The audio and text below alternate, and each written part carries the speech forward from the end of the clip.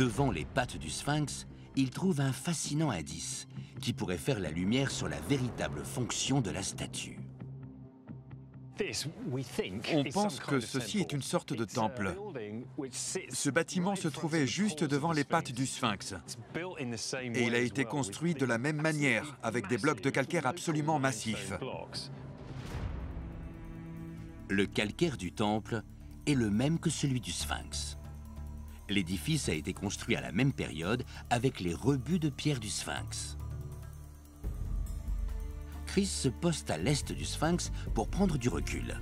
De là, il remarque quelque chose d'étonnant. Quand on se poste ici, on a une vue directe sur le visage du sphinx. Et on se rend compte qu'il est dans l'axe de la pyramide.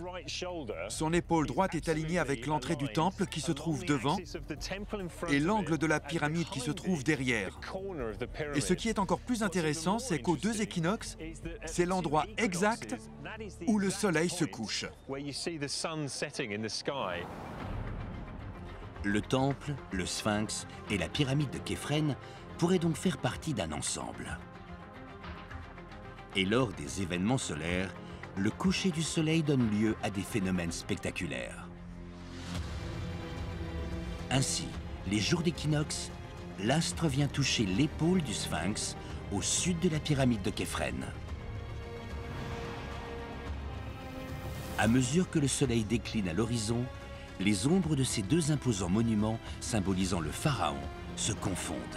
Lors du solstice d'été, le soleil disparaît entre les deux pyramides, une scène qui n'est pas sans rappeler le hiéroglyphe du cycle de la Renaissance divine. Les architectes qui ont construit le complexe du temple, du sphinx et de la pyramide avaient une connaissance très poussée de la cosmologie.